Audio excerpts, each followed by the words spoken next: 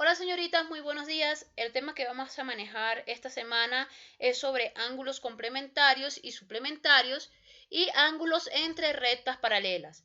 Por favor, necesito que escuchen el video, ya lean la guía, traten de resolver los ejercicios y si tienen alguna duda, preguntarlas el día miércoles en la videoconferencia que será a las 9:30 de la mañana. ¿Sí? Entonces, ese día miércoles iré a dar otro repasito y cualquier duda me avisan, ¿sí? Comenzamos. Un ángulo, señoritas, es la abertura que existen entre dos rayos que tienen un punto en común.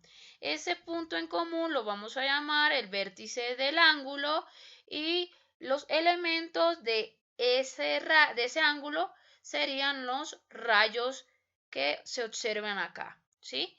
Y a esta abertura la llamamos región angular. Y si queremos saber cuál es la medida de este señor, pues simplemente usamos la notación que observamos aquí.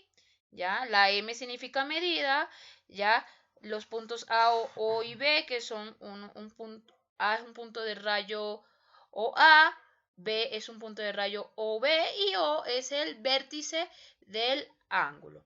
También lo podemos denotar a la medida de la región angular con letras del alfabeto griego. Alfa, beta, tita, delta, lambda, ¿sí?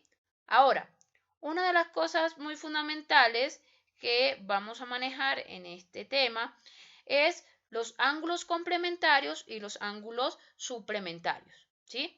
Dos ángulos A y beta, alfa y beta, son complementarios si su suma da 90 grados. Y acá, dos ángulos, dos son suplementarios si la suma da 180 grados, ¿sí?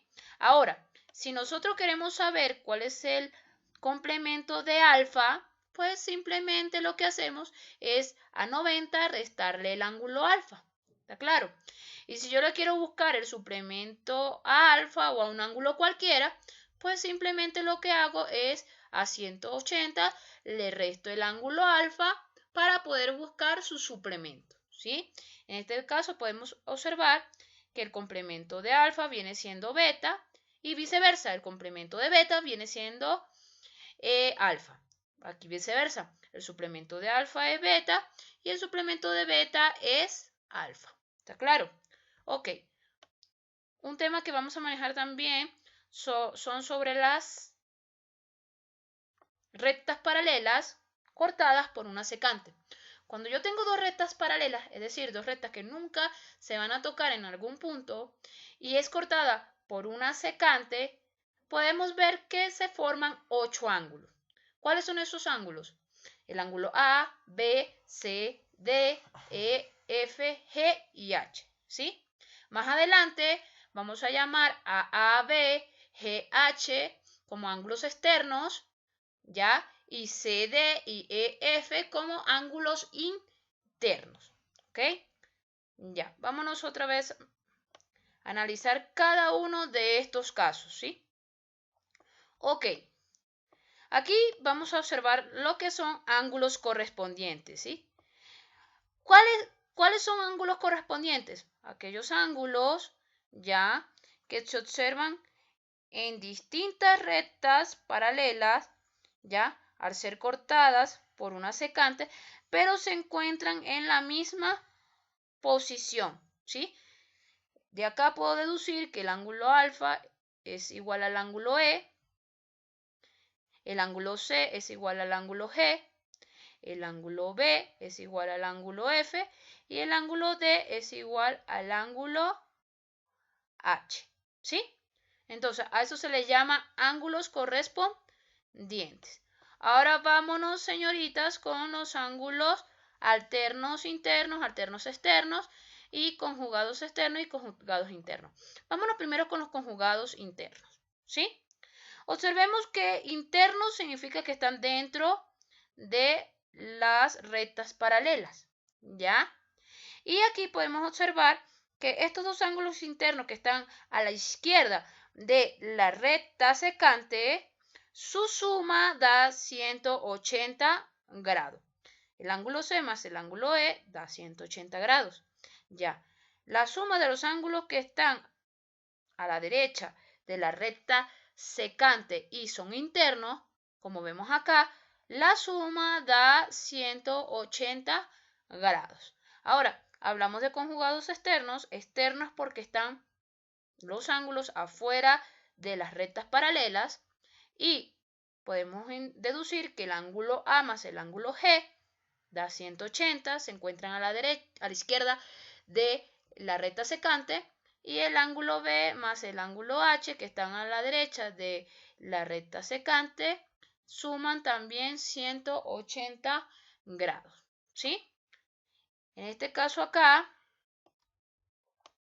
vemos los ángulos alternos internos.